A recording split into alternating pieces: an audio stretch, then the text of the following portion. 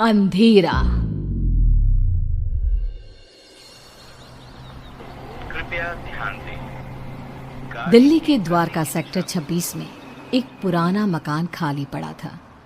आसपास के लोगों का कहना था कि 5 साल पहले मकान में रहने वाला खुराना परिवार रातों रात अचानक गायब हो गया और फिर कभी कोई उस घर में रहने नहीं आया। लेकिन आज सुबह से ही वहां चहल पहल थी। किसी मिश्रा परिवार ने घर खरीद लिया था और मिश्रा जी का बेटा अतुल और उसकी नई नवेली पत्नी कविता वहां रहने आने वाले थे। सुबह के वक्त अतुल और कविता घर में पहुंचते हैं। अतुल, घर की साफ सफाई तो बहुत अच्छी से हो गई है। हाँ, देखकर लगता नहीं कि 5 साल से बंद पड़ा है। हाँ, लेकिन इतने दिन से कोई इसे संभालने क्यों नहीं आया? अरे कविता, इस मकान के मालिक का कोई अता पता नहीं, कहाँ चले गए कोई नहीं जानता। तो फिर आपने घर को किससे खरीदा? मकान मालिक के कोई दूर के रिश्तेदार हैं, बहुत कम पैसों में बेच रहे थे तो मैंने खरीद लिया। जानती हो ना, दिल्ली में जमीनों के भाव कितने हो गए हैं। हाँ, लेकिन कोई गड़बड़ तो नहीं है ना? नहीं बाबा, ऐसा कुछ नहीं है। अतुल बाथरूम में नहाने जाता है और कविता किचन में। तभी उसके हाथ से स्पून गिर जाती है। जैसे ही कविता स्पून उठाने के लिए नीचे झुकती है, उसे किचन की शेल्फ के नीचे किसी की आंखें नजर आती है। कविता चीख कर बाहर की तरफ भाग आती है। अरे कविता, कविता क्या हुआ? अरे तुम ऐसे चिल्ला क्यों रही थी? क्या हुआ? वहाँ अलमारी के नीचे कोई है। अतुल नीचे झुककर देखता है और घबरा के पीछे हट जाता है। मैंने कहा था ना, कुछ है वहाँ पर। अतुल, चलो हम यहाँ से चलते हैं। तुम भी ना कविता, वहां कॉकरोच है और कोई भूत नहीं है। एंड आई नो तुम्हें कॉकरोच से कितना डर लगता है। अतुल, मैं सच कह रही हूँ, वहाँ कॉकरोच नहीं बल्कि कुछ और था। किसी की आंखें। मुझे डर लग रहा है, मैं यहाँ नहीं रह सकती। अतुल कविता की बात नहीं सुनता और रात होने की वजह से कविता को सोने के लिए कहता है। डर की वजह से कविता को नींद नहीं आ रही थी। तभी उसकी नजर कमरे की छत पर लगे फैन के पास एक मकड़ी पे जाती है। वो मकड़ी को देखने लगी। देखते ही देखते कविता को एहसास होता है कि मकड़ी का आकार बढ़ता जा रहा है। कविता घबरा कर चीखने की कोशिश करती है, पर तभी वो देखती है कि मकड़ी एक डरावनी शक्ल में बदल गई। अतुल, उठो, वो देखो। क्या हुआ कविता? तुम ठीक तो हो ना? क्या हुआ? वो देखो अतुल, वो कौन है? एक छोटी सी मकड़ी, और कौन? इस घर में कुछ अजीब है अतुल, हमें यहाँ नहीं रहना चाहिए। ऐसा कुछ नहीं है, बेकार में डर रही हो तुम। अगली सुबह ब्रेकफास्ट के टाइम पर। कविता, आज मैं ब्रेकफास्ट नहीं कर पाऊंगा, मुझे बहुत देर हो गई है। प्लीज अतुल, कुछ तो खा लो। देखो, मैंने नाश्ता टेबल पर लगा दिया है। प्लीज कविता, तुम फ्रिज में रख दो, मैं निकाल कर खा लूंगा शाम को, ठीक है? Okay, bye. अतुल ऑफिस चला जाता है और कविता किचन में काम करके जैसे ही बाहर निकलती है तो देखती है कि डाइनिंग टेबल पर एक बुजुर्ग औरत और एक आदमी बैठ के ब्रेकफास्ट कर रहे थे। कविता ये देखकर खौफ से भर जाती है। कौन है आप लोग और यहाँ क्या कर रहे हैं? अतुल, बचाओ। क्यों डर रही हो बेटा? मैं इस घर का मालिक हूँ, रंजीत खुराना। और मैं इनकी बीवी रमनदीप खुराना। लेकिन आप लोग तो गायब। मेरा मतलब। किसने कहा? अरे हम तो यहीं रहते हैं, इसी घर में। वो देखो, हमारे कपड़े, सारा सामान सब तो है। लेकिन बेटा, जब से तुम आई हो ना, हम बड़े खुश हैं। अकेले पड़ गए थे ना। कविता ने चारों तरफ देखा और वो हैरान रह गई कि घर में खुराना और उसकी बीवी के कपड़े और सामान नजर आ रहा था।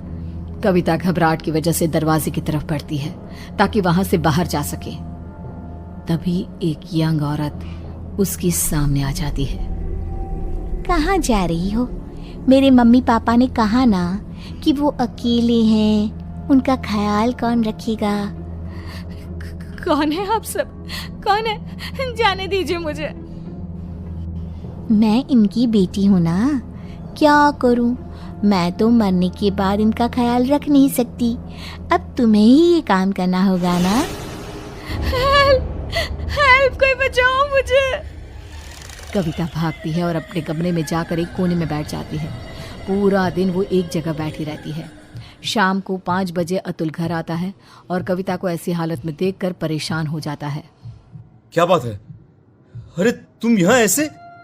तुम्हारी तबीयत खराब है क्या? क्या हुआ? वो अतुल खुराना और उसकी बीवी यहाँ इस घर में। कौन खुराना? कविता, ये क्या बहकी बहकी बातें कर रही हो तुम? इस घर के मालिक अतुल वो यही है, इसी घर में। मैंने उन्हें देखा है और उनकी बेटी भी। तभी कविता ने देखा कि बुजुर्ग औरत, आदमी और उनकी बेटी कविता के ठीक सामने आकर खड़े हो गए। वो देखो अतुल, वो सब यहाँ है, तुम देख रहे हो ना? ओ ये, अरे ये तो मेरे मॉम डैड हैं। इनसे डरने की क्या जरूरत है? चलो अब उठो, डिनर बनाओ सबके लिए। और सुनो, मम्मी पापा को इंसानों का मांस बहुत पसंद है, तो वही पकाना। क्या कहा तुमने? तुम्हारे मम्मी पापा? लेकिन तुम अतुल मिश्रा मेरे पति हो, और ये खुराना, और ये क्या मजाक है? इंसानों का मांस? कौन हो तुम? ओह अच्छा, तुम्हारा पति। तुम उसकी वजह से परेशान हो। रुको। अतुल पीछे पलट कर देखता है और फिर जैसे ही वो कविता की तरफ पलटता है, कविता ने देखा कि उसका चेहरा पूरी तरह से बदल गया था और अब वो किसी भेड़िए की तरह नजर आ रहा था। कौन हो तुम? मेरे पति कहाँ है? क्या किया तुमने उसके साथ? अतुल ने रूम की छत की तरफ इशारा किया। कविता ने देखा कि अतुल का शरीर रूम की छत पे चिपका था। वो मर चुका था। अतुल कोई बचाओ। अब कुछ नहीं हो सकता। जानती हो, ऐसे ही उस रात हम सबको मार के छत पे लटका दिया गया था। क्या गलती थी हमारी और मेरे परिवार की? यही इसी फैन के पीछे हमारी डेड बॉडी छुपा दी गई, फॉल सीलिंग करवा के, ताकि किसी को पता ना चले। हम सब यहाँ कैद हैं। लेकिन तुमने मेरे पति को क्यों मारा? उससे तो मरना ही था, क्योंकि उसके बाप ने, जो कि एक कॉन्ट्रैक्टर है, इस घर को हड़पने के लिए ये सारा खेल रचाया था। उसकी सजा तो मिलनी ही थी। मुझे जाने दो। मैंने तुम्हारा क्या बिगाड़ा? नहीं, अब तुम हमेशा के लिए यहाँ कैद हो। हमारी भूखी तड़पती आत्मा को संतुष्टि करने के लिए एक जिंदा इंसान का इस घर में होना जरूरी है। और अब से ये काम तुम करोगी। किसी को पता नहीं चलेगा कि तुम कभी यहाँ आई भी थी।